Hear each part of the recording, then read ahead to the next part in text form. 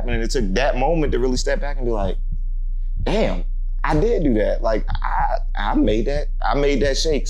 I'm a recording artist. That's what I had went down there for, but it really took a back seat because building houses is like music. How she saw me was completely different than how I saw myself. I'm way too handsome to go to jail. Like, I can't start robbing. I can't start selling drugs like on no major level like that. Like, I'm not built to be that guy. Like, the successes to other people sometimes don't feel like successes to me. We don't go to the gym to lift weights because they like. You know, like those wireless alerts you get on your phone, like the weather, boop, boop, boop, boop. Like, my dad built that. You know, at the end of the day, we really don't control it. You give up that control, you work on yourself. What can I do? How can I be more disciplined? If this isn't working out right now, what do I really have control in?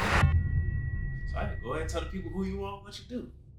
Oh man, I'm SugaRiot, AKA Suge, AKA Mr. Rolling Stone, I guess you will. Coming back from Miami, recording artist, real estate investor, home flipper, father, son. I don't know, man. Just trying to keep up with the world and the way it's moving today. I'm just a guy that's trying to build up and figure things out right now in this season that I am. So I'm a lot of different things at this point. I can't really nail down one, but those things are kind of what I'm doing and the things that I'm building right now. Right now, in this season of your life, what are you building brick by brick? Like I said, I just really started getting into real estate investing. So purchasing homes that may be not just run down, but things that come to me through like estate sales and things like that. I got into it because, all right, over the past year, I had moved away to Miami, right? And while I was down there, you know, you got all the guys that are into like big money things, like real estate and crypto and all this stuff. So I ended up meeting up with a girl down there that was telling me about properties that they were doing in San Antonio. And it wasn't the original reason I went to Miami. I was trying to recover after being divorced, trying to build my life back up. And if I had to do that anywhere, it was going to be Miami. Like, why not? Why do it in the cold? I was going to go to Miami. And I just wanted to do something else with music, see a different part of the country. So doing real estate investing wasn't like what I wanted to do, but I had met this girl.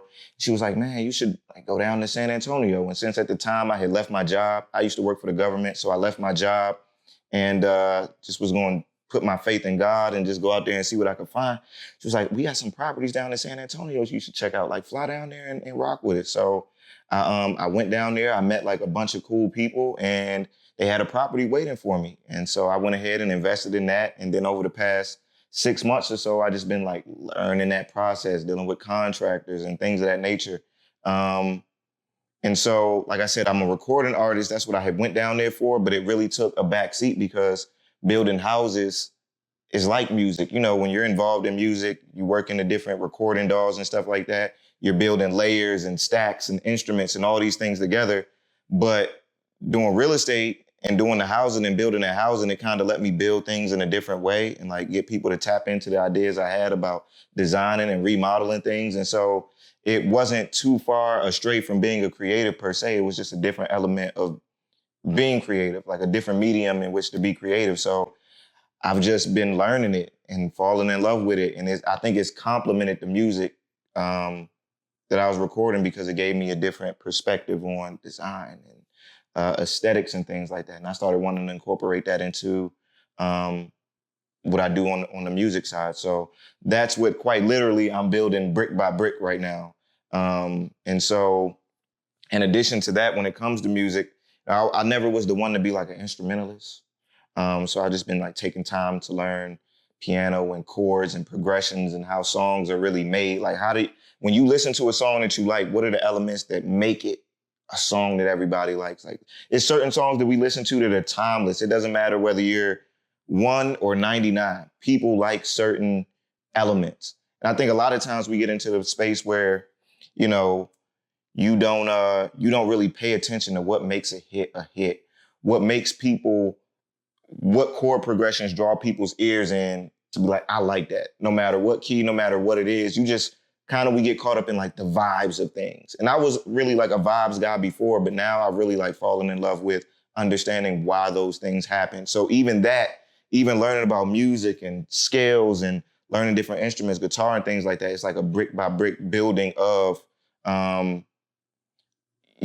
the musical repertoire. So I haven't really been releasing music. I've just been in that underground scene of building that foundation, like going back to the drawing board and building that foundation and really understanding that way. When it's the next time, if I ever do release anything again or do any other projects, I'll be coming from a completely different, way of being. If I watch you on a random Tuesday, what would I actually see you doing? It depends on who's in the house. Like I got 2 daughters, love them to death, Zara, Ivy. They're 7 and 5. And since, like I said at the beginning, I'm really a rolling stone. Like I get up and go. It used to be a thing with any job that I would have, they would always make fun of me because I would come there with nothing. And when I leave, they'd be like, people pack up their desk and stuff like that, and they have pictures and teddy bears and all types of stuff they got their office with. I leave with my HR paperwork, and that was it. I'm like, man, you didn't bring anything here. Like, what is up with you? And it's like, well, that phase is over. So like, it's done. But with that, I've got my daughters really trained on like moving around. So when they were younger, it could be like a Saturday. We're gonna go drive to New York today, go stay with a friend of mine and go make art in the park and go look at the skyscrapers, and we going to California or wherever the case may be, we're gonna visit my brother. So now that they're 7 and 5, on a random Tuesday, if they're here, they're gonna be asking me, Daddy, what's next? What are we doing? We can't just go down to the pool. We gotta go to the museums. We gotta, go into the city and ride the metro around a bunch of times. Like they've gotten used to, if you're with Daddy, there's always gonna be something that you're learning or experiencing or something that you go talk. They love to tell their grandparents about everything that they do. So that's what they've come to expect out of me. So my Tuesdays with them is that, always trying to find something to do, something to educate them, somewhere to move them around to and give them a new experience, which makes my Tuesdays with them very exhausting. Like their little kid energy, they don't get like, oh, we just went down to the Museum of Asian Art. They get back home and it's like, all right, we're going to eat, then what's next? Pull out the phase 10, pull out this, pull out that, like what's next? So my Tuesdays are full when I'm with them, but when I'm not with them, when they aren't here, I just spend a lot of time making music, like setting things up, reorganizing myself, taking time to like sleep and rest and recover and really study and just take that time where I'm not really moving. I'm not going anywhere. I'm really going inside of myself to figure things out. So that's really like Tuesdays are here and then there. They could be all over the place. From the outside, what do people think your success looks like? That is a funny question. Just because I realized, right, like I was telling you earlier, I have a girlfriend now. I met her down in Miami. And one time we were talking before we got together, she was telling, like one of the first times we ever went out, we went to the design district in Miami and they had like this big art show and we was just walking around together, talking to people, checking out the clothes, checking out jewelry, all that type of stuff. And like months later, she was like, you know what attracted me to you? Because you just had this confidence about you, this way that you walked and talked and you met the owner of these businesses and y'all were going back and forth and they really like vibed with you. They just really took to you and you had a certain way that you moved. And I'm like, like I never really thought about it like that because in my mind, as I was moving through those spaces, I was just being me. Like to me, it was her confidence in the way that she was talking to people and moving around. I thought she was the one attracting people to us, right? But in her mind, it was completely different. Like how she saw me was completely different than how I saw myself. So from people looking on the outside, I think that they would say my success is the fact that like, man, you quit a 6-figure job. Everybody was telling you like, you're crazy. Like you're gonna move away from your kids. You're gonna do this. You're gonna move to Miami. Like everything could go wrong. Like think of all the things that can happen. And a year later, over a year later now, I'm back here. I've got a whole nother career, things that I'm doing. I've really like, even as my kids got older, like they would come to Miami and they would experience a lot of things. I've got them to be able to experience those things in life, reconnecting with people like you, coming back to this area. And so I think it's the fact that I survived in a sense. The fact that I made it, people would look at that as success, which is different to me because I never really thought about it like that. Like I hear people say, I'll talk to people, they be like, man, you moved to Miami, you do this. I see all those things that you're moving. And it kind of goes back to the brick by brick, like what you were saying in the zine, is that some days it's gonna feel like you making spectacular progress. Some days it feels like you just stuck and you can't figure out a way to get out the rut. And I'm feeling all of those things. So like the successes to other people sometimes don't feel like successes to me until you have. That's why I think it's good to have people that are kind of looking at your life from afar off and can kind of tell you what they see going. Because, like, for example, I was going through, when I first started doing the project in San Antonio, I had a bad contractor, like terrible, like taking the money. I didn't understand all the things. So I would like get the draws for the project, give him the money, and hope that he would do right with the savings and things like that. Just because I was so focused on like, I want everybody to think I do good business. I don't want to slow the progress down, this, that, and the third. I don't really know about this. Bam. So he ended up not doing a good job at all. Like I ended up having to fire him. I had to go to San Antonio. I had to like interview other contractors, do all of this stuff. And so I got to a point in the project where another little hurdle or obstacle came up. And my girl at the time was like, well, look, this ain't no different than what you did before. Like things may be going a little slower than what you wanted them to do, but you went to San Antonio. You didn't know a soul in San Antonio. You met these people in Miami who you really didn't know. You didn't know a soul in San Antonio. Look at the pictures that you have from this place. This place went from this old like ranch farmhouse looking place. Now it's updated and modern and you got to this step right here. You went and found a contractor. The contractor ended up didn't pan out. You flew to San Antonio, met people within the span of like 4 days, hired somebody else. They start moving along and look where you're at. You're like a month from being able to like finish this project out. You didn't even realize that all of this happened. And it took that moment to really step back and be like, damn, I did do that. Like I made that shake. So it'll be interesting. I know you're asking the question to me, but it is interesting sometimes to hear what people say about your successes or what they feel success to you is, because you know you're out there. It's like when you're being up in the plane, right? You're in the plane, you're flying over the clouds. When you look at the ground, it looks like everything is standing still. It doesn't feel like you're moving that fast, but you know, like you're going 400 miles an hour.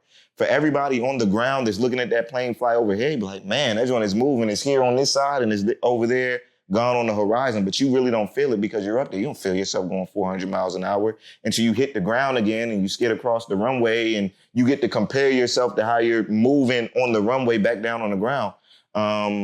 So I feel like success is kind of like that at the time. It's not to really have the moment to reminisce and reflect about where you're going, and you can use people as a sounding board to be like, yeah, I was kind of moving fast. I was kind of doing things. And so I'd be interested in hearing other people's perspective on what the SugaRiot success looked like. That goes into the next question too. What is a moment in the last 1 to 2 years where you seriously thought about quitting? I want you to walk me into that day. What happened? That I seriously thought about quitting. In all honesty, I don't think I have a day that I seriously thought about quitting anything. Just for the fact that I didn't have nothing to do. Like all my backup plans to be able to quit, I gave them up. I had nowhere else to go. Like if I quit, I can't live under a bridge. I'm way too handsome to go to jail. Like I can't start robbing. I can't start selling drugs like on no major level like that. Like I'm not built to be that guy. So, hey, look, we're gonna have to see this all the way through no matter what happened. And even then, like I tell people about having kids all the time, like I got 2 little ones looking at me. If I quit, what am I supposed to do? Like I don't even understand. Like the thought to quit doesn't even enter my mind. If it did, it quickly flees. So maybe I've thought about in the past 1 or 2 years, like, man, maybe I could just go back to a regular 9-to-5 job. And, you know, it's nothing wrong with that. I'm not saying that like that of quitting and then going back to that is a downgrade, because I did like the comfort of every 2 weeks you get a paycheck. Like making sure this business runs is somebody else's responsibility. If things go wrong, that's on their shoulders. I sleep well at night. I just know I got to show up at this place every day. And if I do, 2 weeks later, I have the comfort of knowing that I'm going to get this paycheck. But when you're out there and you're the captain of your own boat, it's a lot of stress that I think you deal with. So if you want to say that's quitting, like, man, I could go back to that. But then I go back to, and this is something that you taught me, and I thank you for putting me onto it, like going into chat and really sitting down with chat and talking through things and using it as a sounding board. That got me through, because then I could go back to Chat GPT and look at my conversations and where I wanted to be, and it helping me formulate a plan. It's like, well, I'm not really off the plan. There may be bumps and hiccups and potholes along the way, but I'm not far off from the plan. Like, I haven't even got to the point where I would be like, man, this really isn't gonna work. Let me stop on what I'm doing right here and do something else. So I haven't even got to the place where I really would have to sit down and be like, should I do this anymore? Should I quit? I just haven't reached there. Maybe there will be some time in the next year or two where I'm like, the real estate thing, I've done everything that I thought I was going to do, everything that I had planned and set out the goals that I had in ChatGPT. I accomplished all of them. I met those goals. But then this really isn't getting me no further to being able to spend more time with my kids, or being able to, have new things and skills that I'm developing. Like, maybe it'll get to that point I have to reevaluate and I'll say, I'm going to quit. I really haven't gotten there yet. Everything is just an adjustment. Even me coming back from Miami, I don't think it's a quitting thing. It was more of okay, this is the next phase. Like, this is the next thing. I went to Miami. I met who I met. I did what I did. It took some time, like, the children of Israel going into the wilderness, or like Jesus going into the desert or whatever to be tempted. Like, I had that moment where that was happening. And so if that's all that Miami did for me, it was a blessing that it put me onto a new career path. It put new love in my life. It allowed my daughters to go see a different part of the world and stay there and then look like, man, look at what my dad is doing, things like that. So if that's all that it did, it was there. I've never used the word quit per se, and I haven't reached that point. What has this path actually done to your mental, the good and the bad? Man, I can't say it's done any bad to my mental. I want to get that out the way first. Like, it hasn't done anything bad to my mental, with the exception of I probably could do a lot better sleeping. Getting sleep. You think so many things are on your mind. I could do a lot better with, like, taking care of my body. And from the rest standpoint, I try to do what I can, like working out and eating as healthy as possible. And I'm not always good at it. You get hungry, you're on the road, you're driving back from place, I'm gonna stop by and get this $7 double cheeseburger. I shouldn't do it. But, what good it has done, that even on the bad days, there's still tomorrow. Like, as long as you got breath in your lungs, it could all change tomorrow. Like, everything could completely be different. Even if you don't know where you're going, if you just keep moving forward, it could make, life could completely turn itself upside down. So it's just made me a lot mentally tougher. Like, in those situations, we was talking about success earlier, like when you look at it and it's like, man, your life is going crazy. Like, how do you overcome these things? I think this process of not knowing what the next move was, being willing to step out there on faith, has made my mental a lot more like, you know what? This ain't as big. Like, I've been through this before. I've been through bigger stuff before. I've had a lot more uncertainty. I've had a lot more challenges that I've had to overcome. The basic stuff that we go through on a day-to-day, like, man, what does it really matter? So the good that it's done is it's made me a lot more resilient. I haven't been going back to brick by brick. I haven't been building a house of straw. I haven't been building a house of sand. This whole process is me being a little piglet that builds the house of bricks. So when the wolf does come along and blow it, the house is on solid foundation. And even in the rough moments where you can say, well, oh, it's been bad for your mental health because you're stressing and you're doing that. It's like, my friend, he says it all the time. We don't go to the gym to lift weights because they light. So even in those moments, it's still good. Like, I'm still doing the work. I'm going through that process and I'm lifting that mental weight. And it's things that I'm strengthening my mental for. So it's all good. What part of your mental health surprised you the most about going on this path?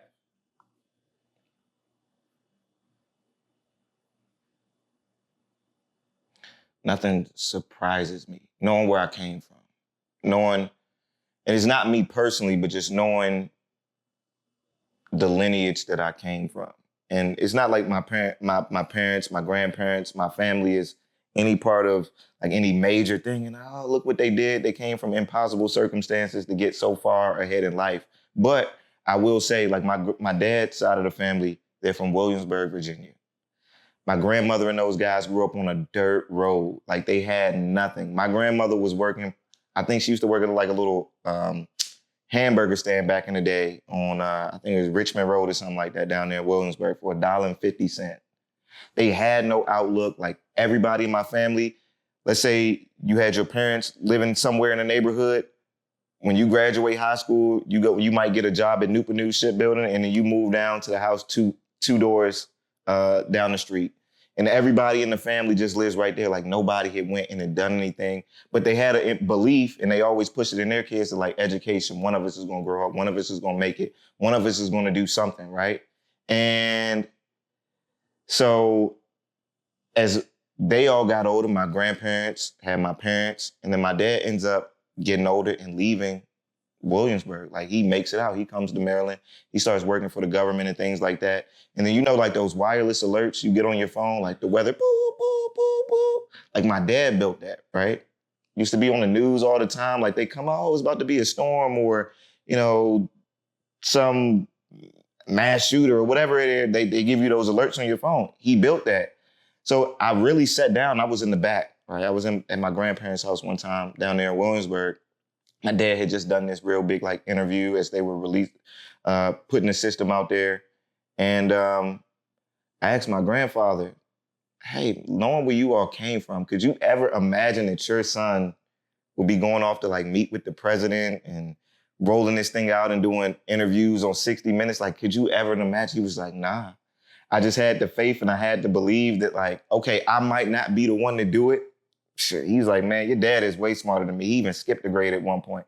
I might not be the one that do it, but if I put the effort and the energy in and I invest in the next generation, it'll come. And then finally, it went on to my dad. But I think about, well, like how many people before him had that same belief that if I don't do it, you probably go back 8 generations. And somebody had that belief that like, we may just be country poor folk down here on dirt roads in Williamsburg, Virginia, houses that we built by ourselves, making, I don't know, $8,000 a year and just barely growing our own crops and doing whatever to like barely get by. But maybe one day we'll be able to like make it ultimately to where we want to go. So like having that in my mind that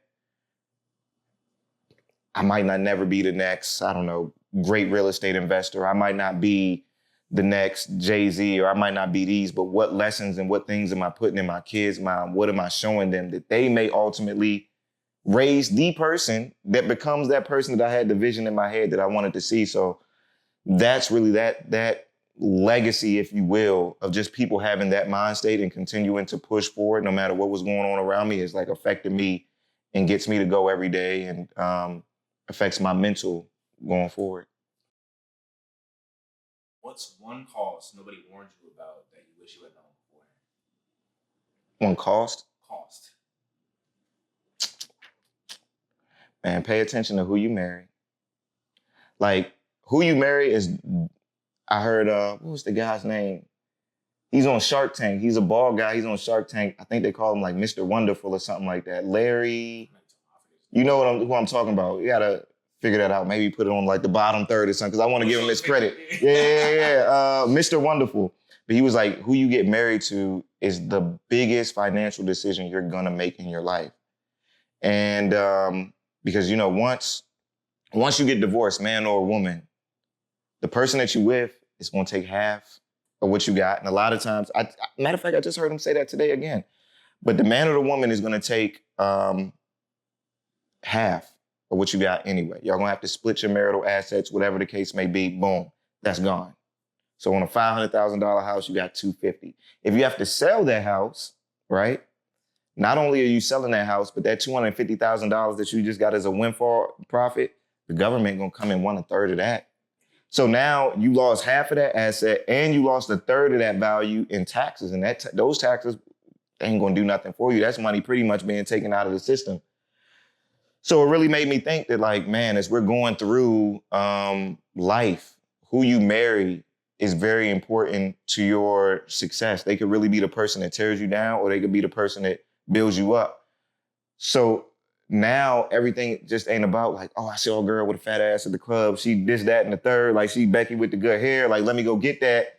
And I'm on, like, it's got to be a lot more cerebral as far as like, well, what am I going to build with this person? Because if you don't take that seriously and you don't invest into marriage and you don't invest into your family, it'll cost you so much more than you could ever imagine. Like one just good time of getting 45 minutes of fun somewhere can cost you so much more than things that you're trying to build in life. So I would say who you marry, and if you don't do it right, like that's why starting over in this new phase, I just want to make sure I do it right. Just even talking to you about things like, man, as I'm starting over, let me make sure I get a good perspective because now I realize I got married at 23. I didn't know nothing. Like all I wanted to do, I was the type of guy that's like, man, if we could just do this business transaction, it's just a business transaction. We go ahead, we bring our money here, we could build property, we could build all this, boom, boom, boom, boom. But the thing that people don't realize, because I thought, well, we build enough business, it'll never go belly up. It'll never flop. There'll be so many assets there that us leaving each other won't be a thing. It'll be too much pressure on us. We'll be like, you know what, we'll just work it out. But the thing you don't really think about is people in business break up too. People on sports teams break up, Shaq and Kobe. Like people break up all the time. And if you don't really put the effort in to mend those things, you just moving forward like everything is going to be okay. No, it won't. So if who you marry and who you're with in these relationships where you're trying to build some sort of future or foundation is so important, it could cost you so much. You got to make sure that you're investing time and effort and energy and conversation into those things as well, because it could cost you way more than a little bit of time to maybe turn off your phone and have a conversation, a little bit of time to put the kids to bed early and watch a movie and talk about it. Like those things are just little 5-cent contributions to like your Acorn account. And you slowly but surely investing in it. Because if you don't, it's not only like a retirement plan, but it's like your pension. It's your pension at the end of the day. When you get to the end of your life and you look at how much money, if you do get 3, 4, 5 wives, whatever the case may be, you look at all the money that you sacrificed and where you could have been had you put a lot more effort and energy. Like, man, I could have done a lot more with that stuff. Like I could have been a lot further along. And I'm not even just talking about money, but I could have been a lot further along in the relationships that I had, perspectives that I had, because I made a bad investment on who I decided to spend my life with. So, if I gave you a scoreboard that was not money or followers, what would you track to know that you're winning? If those weren't, the metric that we're using for success.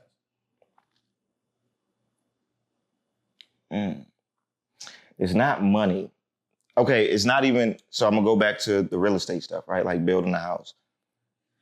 Whether or not the profit for that is where I wanted to be, it's not really the money that's gonna make it to me like, man, I accomplished that or I wanted that particular thing.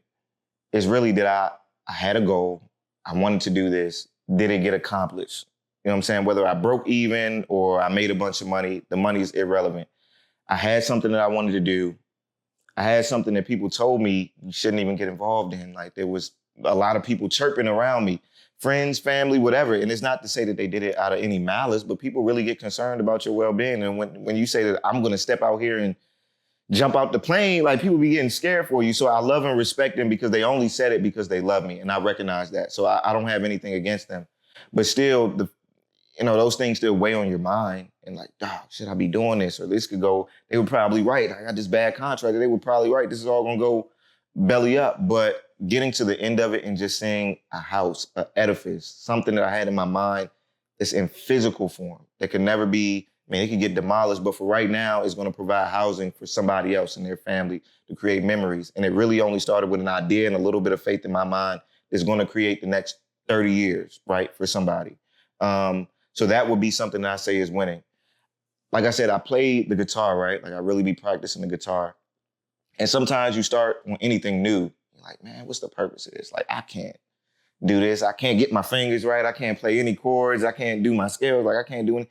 What is going on? I can't do this. But really what hit me, and I was just kind of like messing with the guitar when you came over here, it used to be a point I couldn't even get a note out. Like, I hit the strings, my fingers would be hurting. Like, I couldn't do nothing. I couldn't play 2 notes. And I really sat down one of the days I was in here one night. I was just playing the scale, boom, boom, boom, boom, boom, boom, boom, boom, boom. And I'm like, oh, wait a minute, I'm the same guy that said I couldn't do this. Oh, this isn't for me. Like, I don't have big hands like, Jimi Hendrix, and they had like monster-sized hands so they could reach all the strings and do this. And I used to sit there and think to myself, like, well, maybe this just isn't the instrument for me. I can't do it because I don't have those physical characteristics that make this easier for them. But you know what I did have?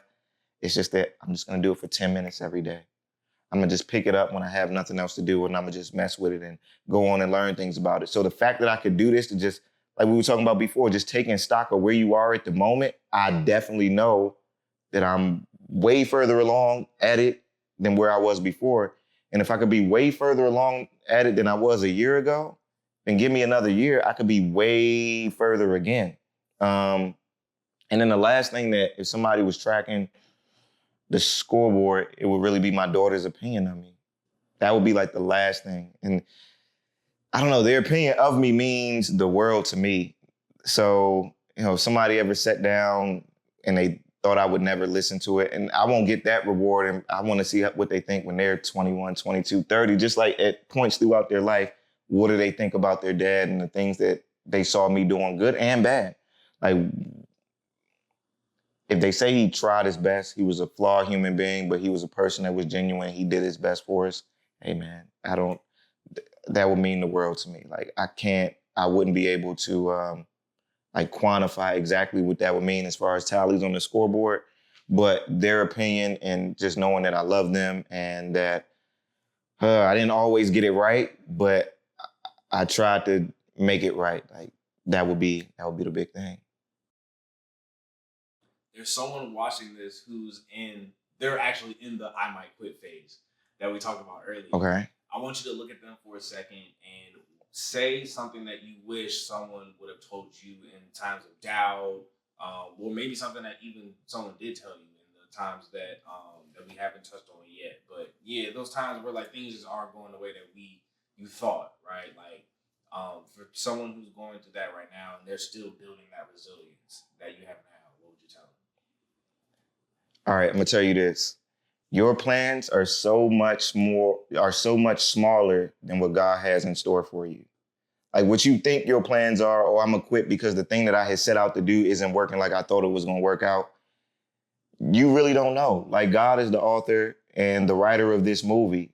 Who watches a movie where the main character, the hero of the story, never goes through anything?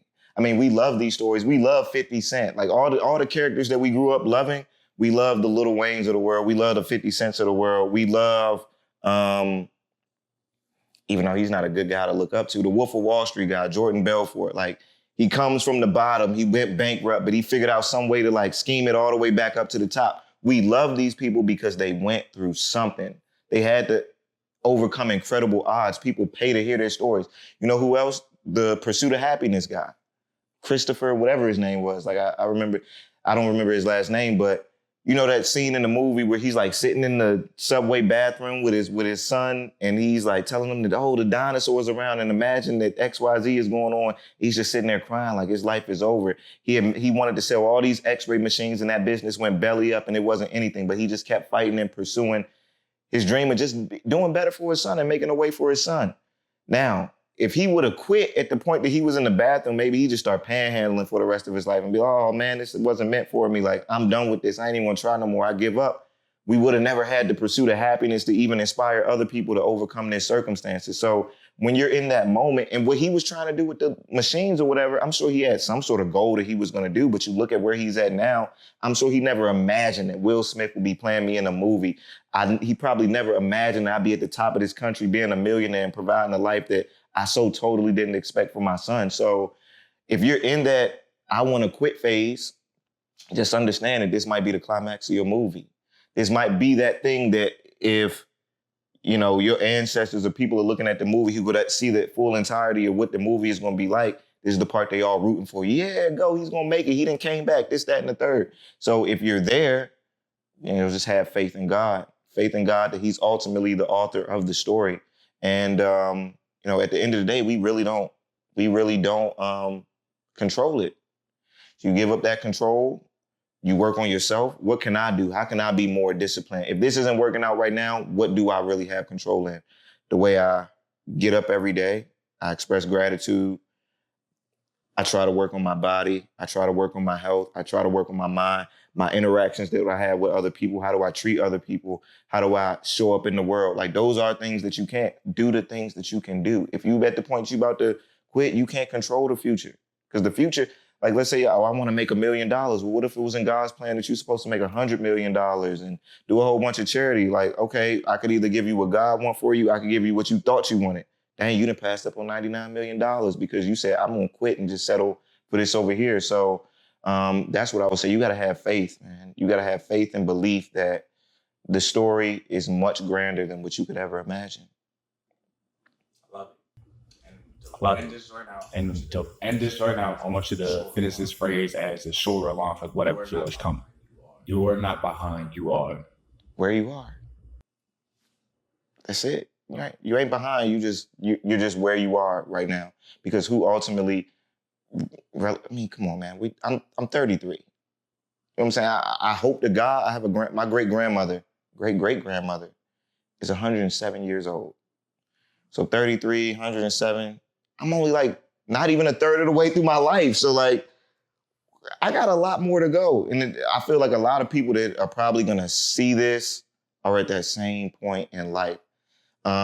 Hopefully if somebody's 100 years old, they had plenty more years to go, but we ain't there yet. You know what I'm saying? We at the beginning. It was only till 18 we really became adults. For me, I've had more years as a child, not even really starting the game, than I have of being an adult and trying to figure this out. So who's to really say that you're behind? Like what does that even mean? Because at the same time, like the Zane says, you could be stuck in a place, and then the next day you could have overwhelming progress. You just are where you are. You don't know where you are on the timeline. So that would be my way of finishing that sentence. Love it, man. Appreciate Hey, you. man, appreciate you for having me, man. I hope that it's valuable to somebody, my story, and I can't wait to see the other stories that come out that I could take away from other people. So I think we got to do this a lot more and listen into where people have been and where they're going, because just seeing somebody else that did it, not only the people that are in front of you, right? We often like look up to people that have quote unquote made it. But look at people behind you as well, because you've probably been through the same things that they have.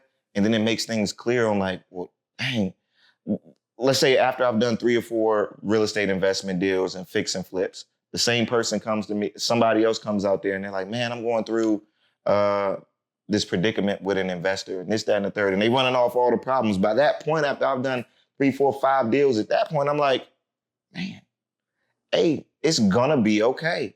It'll even put things in perspective. Like, man, these are the things that used to stress me out and cause me to lose sleep and not be fully present with my daughter. These are the things that used to like crush me and take me out. Man, I could learn from this person that's even behind me and seeing how I was there. Like I'm living life over again through them. So yeah, man, I think these are really good things that you're doing. And I just appreciate you having me on and let me share a little bit about myself. Until next time, my brother. All right.